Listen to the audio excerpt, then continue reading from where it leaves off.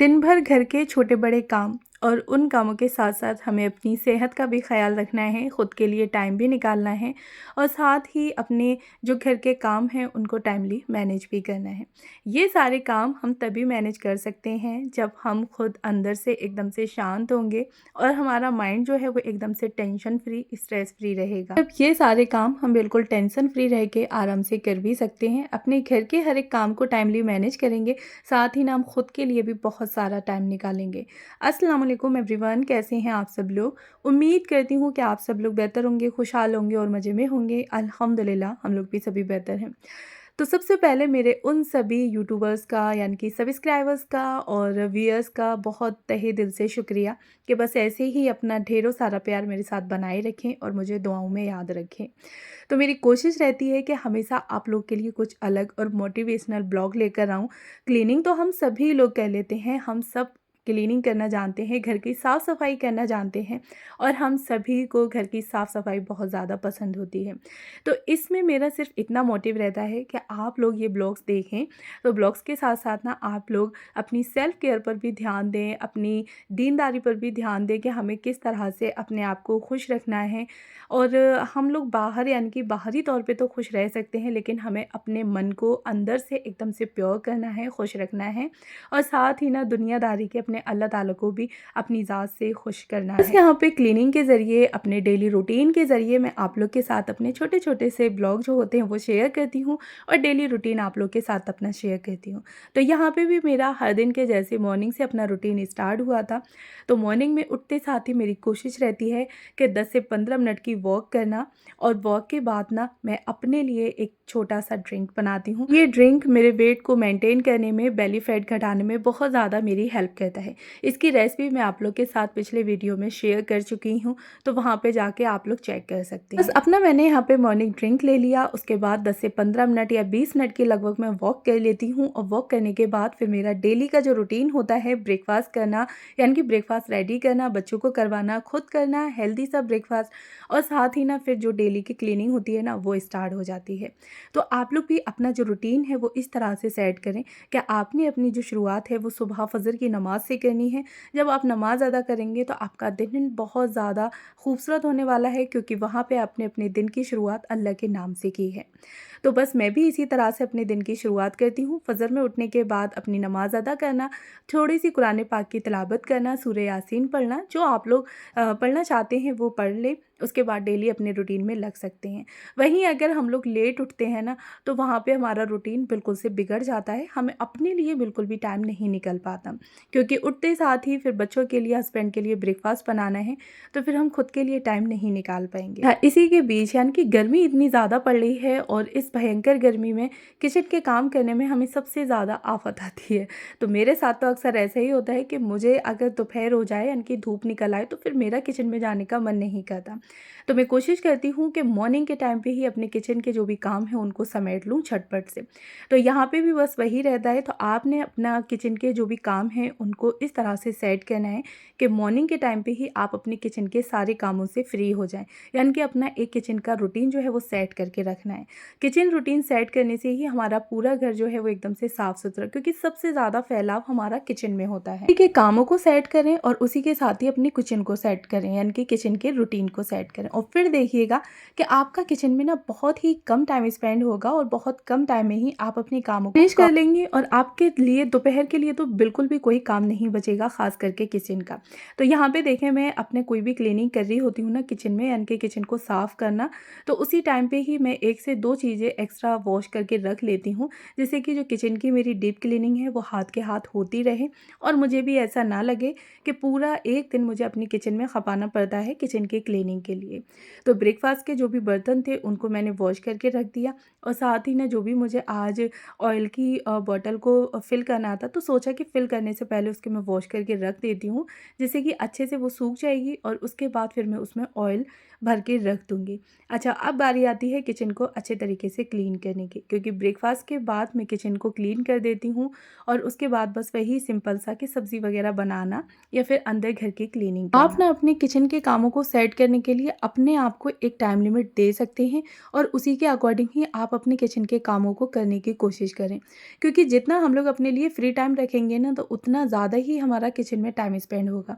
और अगर वहीं हम लोग अपने आप को एक टाइम लिमिट देंगे कि नहीं, हमें इतने टाइम के अंदर अंदर अपने किचन के कामों को समेट लेना है, तो फिर वहाँ पे हमारे काम जो हैं वो उतने ही टाइम में सारे फिनिश हो जाएंगे। तो बस आपने अपने आप को एक टाइम लिमिट देनी है, उसी के अकॉर्डिंग ही अपने कामों को फिनिश कर देना है। के साथ साथ हमें अपने आप को इंटरनली भी प्योर करना है, तो उसके लिए आपने अपनी नमाज़ों पर बहुत ज़्यादा फोकस करना है। साथ ही ना फिर डेली ही आपने ये देखना है कि मुझे कुरान पाक की तिलावत करनी है। ज़रूरी नहीं है कि आप 1 या 2 पारे पढ़ें, लेकिन हाँ, जितना हो सके 2 रुकू 4 रुकू, लेकिन बहुत ही अच्छे तरीके से इत्मीनान से बैठ के आप कुरान पाक की तिलावत कर सकते। तो इससे ना घर में आपके खैर व बरकत भी होगी और आपका दिल जो है, मन अंदर से एकदम से शांत रहेगा। कोई भी आपने टेंशन वगैरह या फिर नेगेटिव थॉट नहीं आएंगे। लेकिन ये है कि अपने आप को खुश रखने के लिए फिर आपने ये देखना है कि किससे बात करने में आपको अच्छा लगता है, खुशी मिलती है, मोटिवेशन मिलती है, और किससे बात करने में आपको टॉन्ट मिलते हैं या फिर आपको बुरा लगता है। तो जिन लोगों से, यानी कि जो लोग आपको टॉन्ट करते हैं बात बात पे, तो उनसे कोशिश करनी है कि आपने दूर रहना है। और जिन लोगों से बात करने में आपको अच्छा लगता है, खुशी मिलती है, तो आप दिन में एक दफ़ा उनसे बात ज़रूर करें।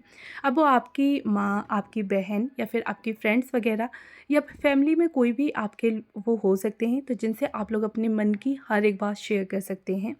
और वहाँ पे बस आपने ये इतना भरोसा होना चाहिए कि नहीं, वो इंसान कभी तुम्हें गलत एडवाइस नहीं देगा, वरना आप ऐसे ही हर किसी से अपने दिल की कोई भी बात शेयर ना करें। नेक्स्ट हैबिट आती है कि जब भी आप लोग कुकिंग कर रहे हैं या फिर घर के काम कर रहे हैं, तो उस टाइम पे आप लोग अल्हम्दुलिल्लाह या फिर अस्तगफार पढ़ते रहें। तो जो भी आपसे गलतियाँ हुई हैं, जो भी मिस्टेक्स हुई हैं आपसे, तो अल्लाह ताला से आप उन गलतियों की माफ़ी मांगें और बस अस्तगफार का विर्द करते रहें। तो इससे जो भी आपकी गलती छोटी मोटी जैसी भी हुई हैं, आपको एहसास हो रहा है, तो जब आप अस्तगफार पढ़ते रहेंगे तो अल्लाह ताला आपके गुनाह को या आपकी गलती को माफ़ कर देगा। उसके बाद फिर नेक्स्ट, यानी कि आइंदा कभी ऐसी गलती करने से आपको भी थोड़ा सा डर लगेगा। बस आपने अपने डेली कामों में अस्तगफार, अल्हम्दुलिल्लाह या फिर दुरूद पाक का विर्द करते रहना है।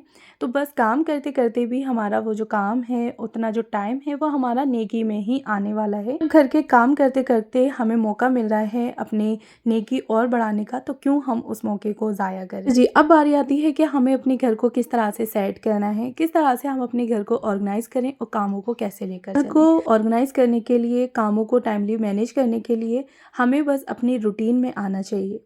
जब हमने अपना एक कोई रूटीन बना के रखा है, तो हमें कोशिश करनी है कि हम अपने उस रूटीन को फॉलो करेंगे। अक्सर करके ना, जब हम लोग नया नया अपना रूटीन बनाते हैं ना, तो उस टाइम तो हम लोग बहुत ही दिलचस्पी के साथ उसको फॉलो कर रहे होते हैं, लेकिन कुछ टाइम के बाद फिर हम ना धीरे धीरे अपने ट्रैक से उतर जाते हैं। हाँ, जब कभी अपने ट्रैक से उतरना इट्स अ नॉर्मल, लेकिन अगर वही चीज़ आपके साथ डेली हो रही है, तो फिर या तो आपका मन नहीं लग रहा, या फिर आपके हेल्थ इशू हैं, जिसकी वजह से आप कोशिश तो कर रहे हैं लेकिन कर नहीं पा रहे। तो अगर आपके साथ हेल्थ इशू हैं, तो सबसे पहले आपने अपनी हेल्थ पर फोकस करना है, अपनी सेहत पर ध्यान देना है, अच्छा खाना पीना है। और अगर ये सब ठीक है, तो फिर आपने अपना जो रूटीन है वो इस तरह से सेट करना है कि जिस टाइम आप सबसे ज़्यादा एक्टिव रहते हैं ना, तो उसी टाइम पे ही आप अपने ज़्यादा से ज़्यादा कामों को देख सकते हैं। घर को हमेशा साफ़ करने के लिए डेली ही 5 मिनट आप लोग एक्स्ट्रा अपने घर को ज़रूर दें। झाड़ू पोंछा घर का करना इनफ नहीं होता।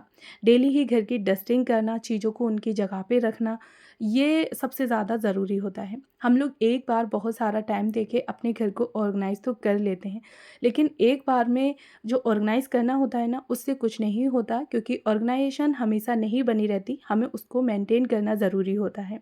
और मेंटेन हम जब भी कर सकते हैं, जब हम डेली ही 5-7 मिनट हर एक चीज़ को एक्स्ट्रा देते रहेंगे। तो बस अपने घर के कामों के साथ-साथ आपने एक्स्ट्रा 5 से 10 मिनट अपने घर को ज़रूर देने हैं, जिसमें कि जो बिखरी हुई चीज़ें पड़ी हैं, उन्हें आपने उसी जगह पे रखना है। अच्छे तरीके से कोई भी एरिया आपको दिख रहा है, तो 5 से 7 मिनट आप एक्स्ट्रा उसको दे के उसकी डीप क्लीन कर सकते हैं।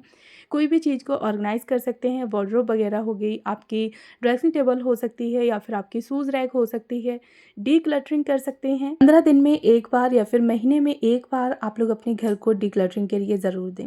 एक्स्ट्रा जो भी सामान होगा, तो वो सारा निकल जाएगा और आपके घर में बिल्कुल भी एक्स्ट्रा क्लटर जो है वो जमा नहीं होगा, और आपका घर हमेशा हमेशा क्लटर फ्री रहेगा। तो इस तरह से छोटे-छोटे से टिप्स के साथ हम अपने आप को भी खुश रख सकते हैं, अपने घर को भी ऑर्गेनाइज़ रख सकते हैं और साथ ही दुनियादारी के, घर के, इन सब के साथ-साथ हम अल्लाह ताला को भी खुश रख सकते हैं। तो हमें अपने कामों को तो मैनेज करना ही है और काम तो देखिए हमारे लिए हमेशा रहेंगे। पूरा दिन हम अगर घर के काम भी करते रहेंगे ना, तब भी कभी घर के काम ख़त्म नहीं होते। सुबह से लेकर शाम तक हम लोग वही काम कर रहे होते हैं और नेक्स्ट डे हमारे फिर से वही काम रिपीट होते हैं कि मॉर्निंग में उठना है, फ्रेश होना है, खाना बनाना है, खाना है, उसके बाद घर की सफाई करनी है, शाम में फिर बस हमें यही रिपीट करना है, नेक्स्ट डे फिर हमें यही रिपीट करना है। तो बस अपने कामों को आपने बोरिंग नहीं बनाना, कुछ इस तरह से सेट करना है कि आप वो काम करते वक़्त ऐसा ना लगे कि ये काम ना मुझ पे एक बोझ बन के रह गए हैं। इसी के साथ-साथ फिर आप अपने लिए भी बहुत सारा वक़्त निकाल सकें, नमाज़ अदा करें, अपनी नमाज़ों को क़ज़ा ना करें, जितना हो सके कोशिश करें अपनी नमाज़ अदा करने की, कुरान पाक की तिलावत करने की। इससे ना आप लोग खुद खुश रहेंगे, इससे मन भी शांत रहेगा और फिर दुनियादारी के साथ-साथ हम अपनी दीनदारी को भी साथ लेकर चल रहे हैं।